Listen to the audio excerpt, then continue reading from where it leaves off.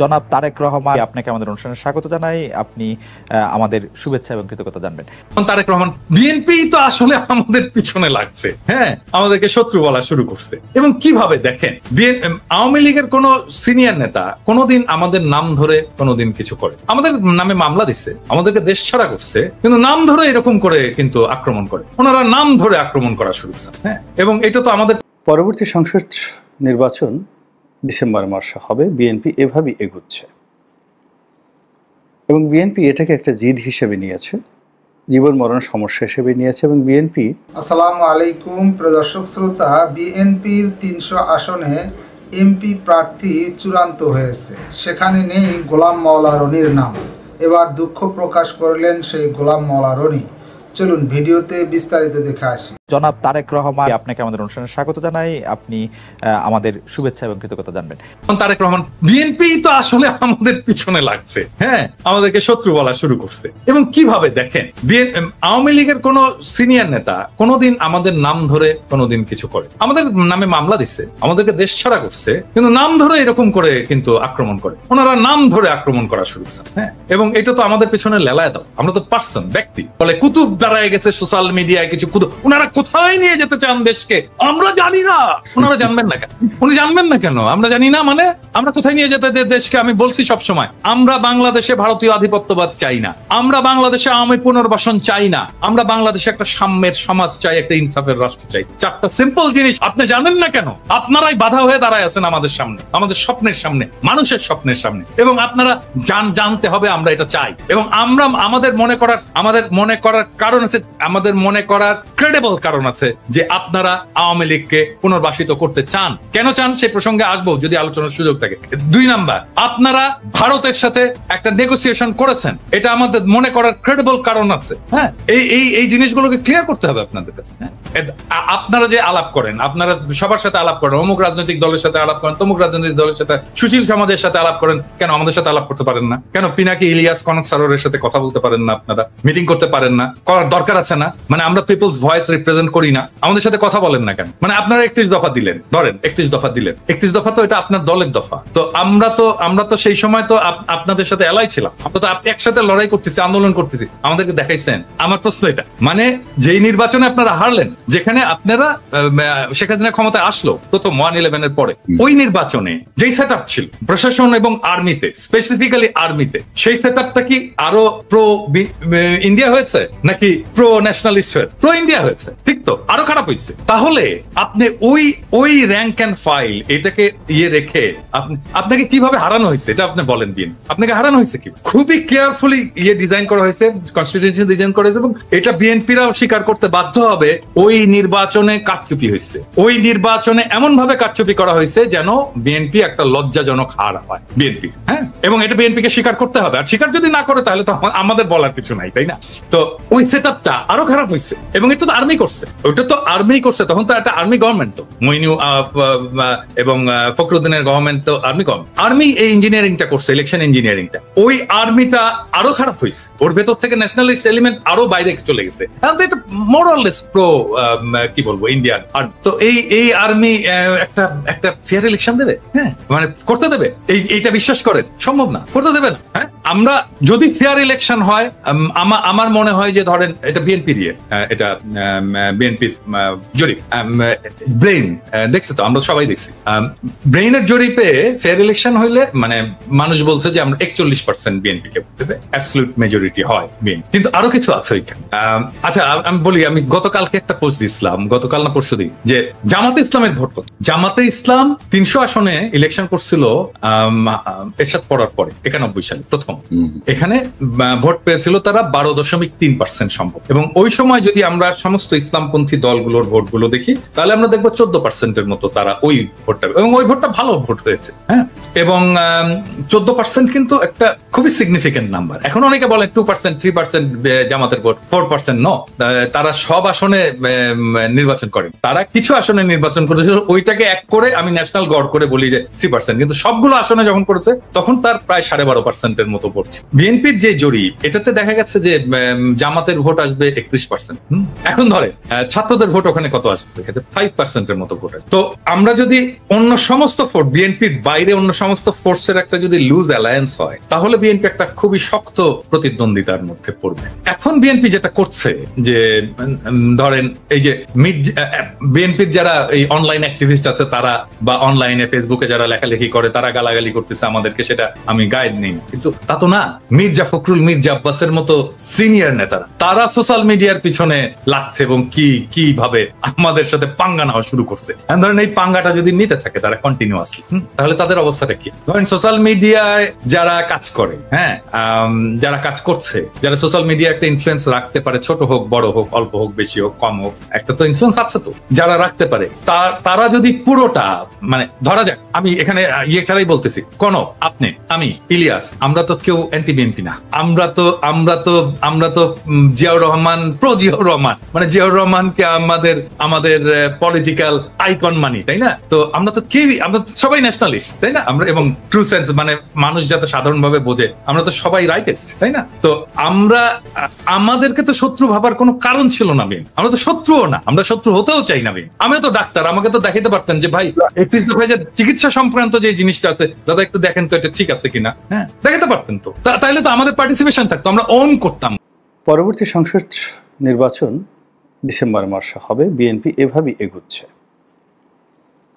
এবং বিএনপি এটাকে একটা জিদ হিসেবে নিয়েছে, জীবন মরণ সমস্যা হিসেবে নিয়েছে এবং বিএনপি স্পষ্টতই বুঝতে পারছে যে 2025 সনের ডিসেম্বর মাসের মধ্যে যদি তারা নির্বাচন আদায় করতে না পারে, এ রাজনীতিতে তারা অ্যাবান্ডেন্ট হয়ে পড়বেন।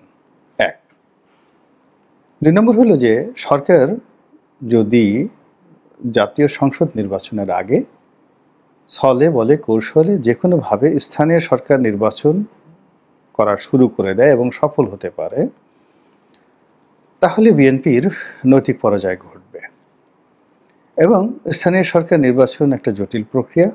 এই প্রক্রিয়াতে সরকার ইচ্ছা করলে, চালাকি করলে প্রায় 2 বছর ধরে ধীরে ধীরে এই নির্বাচন তারা চালিয়ে নিতে পারে। ফলে স্থানীয় সংসদ, মানে স্থানীয় সরকার নির্বাচন এবং জাতীয় সংসদ নির্বাচন, এই দুটোর আবহাওয়া এবং পরিবেশ সম্পূর্ণ আলাদা। যদি স্থানীয় সরকার নির্বাচনের উৎসব শুরু হয়ে যায়, দামামা শুরু হয়ে যায়, তাহলে মানুষ আর সংসদ নির্বাচনের কথা সহজে মুখে আনবে না।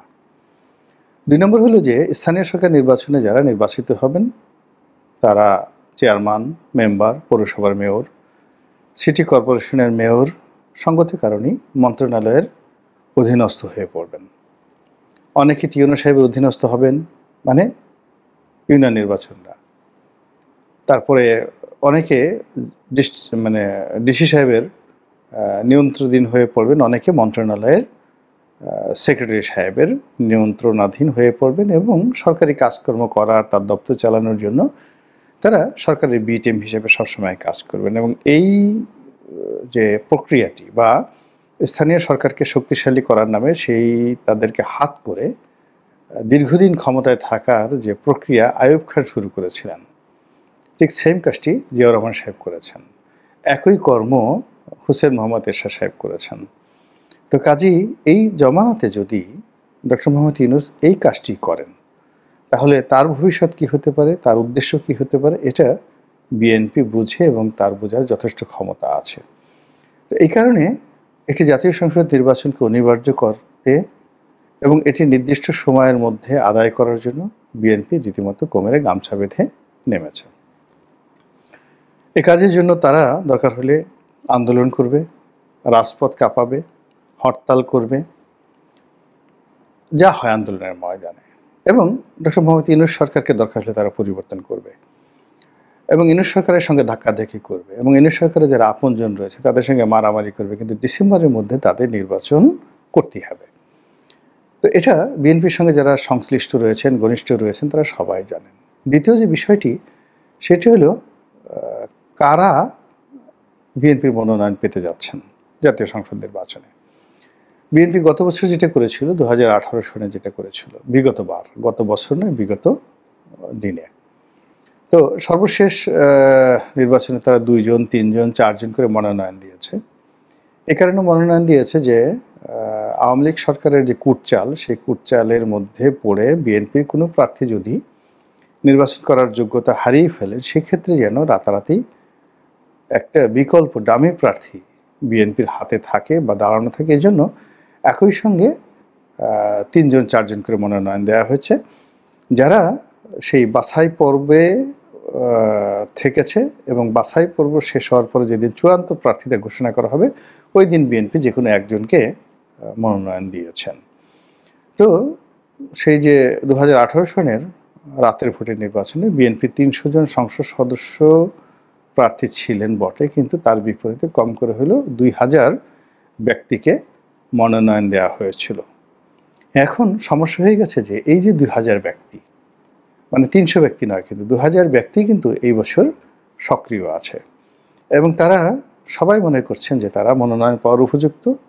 আর যেহেতু এতকাল লড়াই সংগ্রাম করার পর একটা সুযোগ আসছে বিএনপির জন্য, যে কোনোভাবে নির্বাচন হলে বিএনপি ক্ষমতায় আসবে এবং যে কোনোভাবে নির্বাচন হলে বিএনপি সরকার গঠন করবে।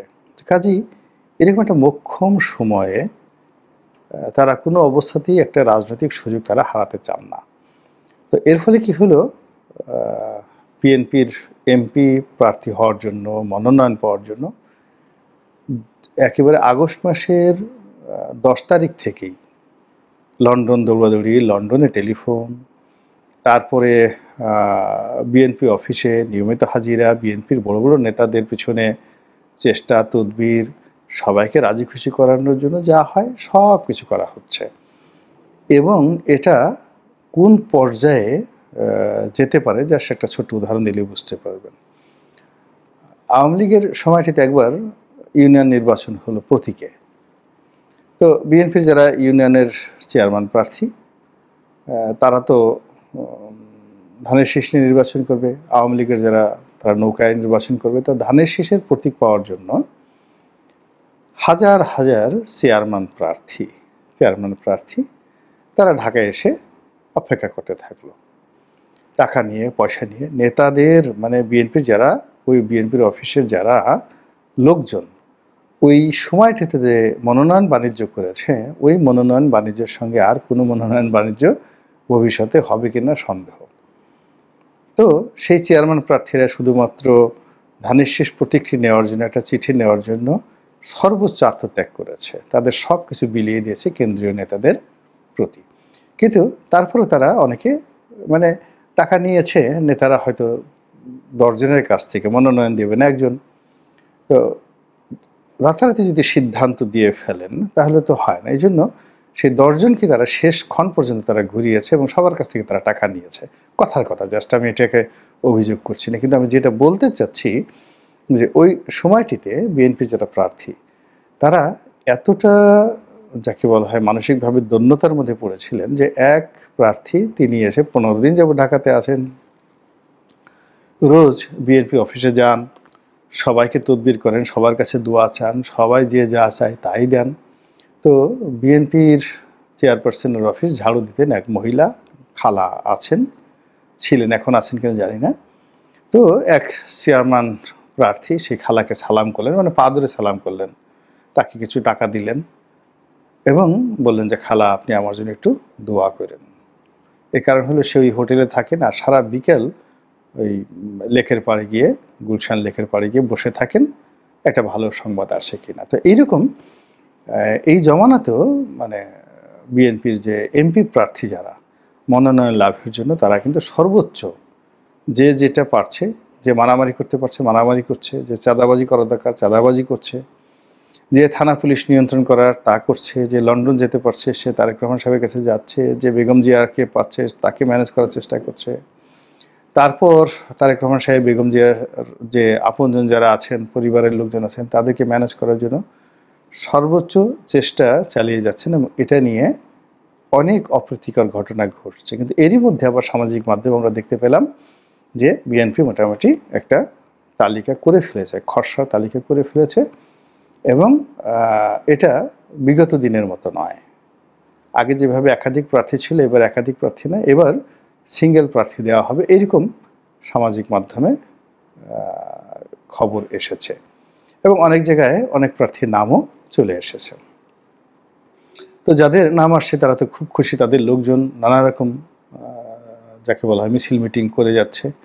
আবার বিএনপির একজন প্রেসিডেন্ট মেম্বার তিনি বলার চেষ্টা করছেন যে বিএনপি এবার চমক দেখাবে, মিস্টার টুকু, ইকবাল মাহমুদ টুকু।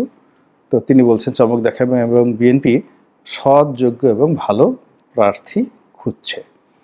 এখন এই কথাটাকে হেডলাইন বানিয়ে তার পাশে বিএনপির যারা বিভিন্ন নেতা রয়েছেন তাদের কর্মী এবং সমর্থকরা তাদের নেতাদের কে বলছেন যে ইনি যোগ্য, ইনি সৎ, ইনি দুধে ধোয়া তুলসী পাতা, কোনো জীবাণু একে স্পর্শ করেনি, ঘুষ দুর্নীতি একে স্পর্শ করেনি, কাজেই ইনি তারেক রহমান সাহেবের খুব ঘনিষ্ঠ, ইনি মনোনয়ন পাবেন। এই গেল এক। 2 নম্বর হলো যে এই সামাজিক মাধ্যমে রীতিমতো বিপ্লবের ডাক শুরু হয়েছে এবং প্রত্যেকটা নেতাকর্মী তাদের পছন্দের মানুষকে এমপি বানানোর জন্য, বিএনপির এমপি বানানোর জন্য তারা নানা রকম প্রচার এবং প্রোপাগান্ডা চালিয়ে যাচ্ছেন। তো এই অবস্থাতে বিএনপি আসলে কি করছে? বাস্তবতা হলো যে বিএনপি এখনো পর্যন্ত কোনো খসড়া তালিকা তৈরি করেছে এটা আমার এখন পর্যন্ত জানা নেই, কিন্তু মানুষ যেহেতু এই কথাগুলো শুনতে পছন্দ করছে কাজেই খসড়া তালিকা বানিয়ে যে যার মতো করে প্রচার করছে। 2 নম্বরে যেটি আশঙ্কা সেটি হলো বিএনপি প্রাণান্ত চেষ্টা করছে ডিসেম্বরে নির্বাচন হবে, কিন্তু বিএনপি সেই নির্বাচনের প্রস্তুতির চাইতে নির্বাচনের একটা শিডিউল ঘোষণা করার জন্য এবং আন্দোলন এবং লড়াই সংগ্রাম করার জন্য যে শক্তি দরকার সেই শক্তি অর্জনের জন্য প্রাণান্ত চেষ্টা করে যাচ্ছে। দর্শক শ্রোতা, গোলাম মাওলা রনি যে তথ্য দিলেন বিএনপির সম্পর্কে, এ বিষয়ে আপনার মন্তব্য থাকলে লিখতে পারেন কমেন্ট বক্সে। আজকে এই পর্যন্তই, আল্লাহ হাফেজ।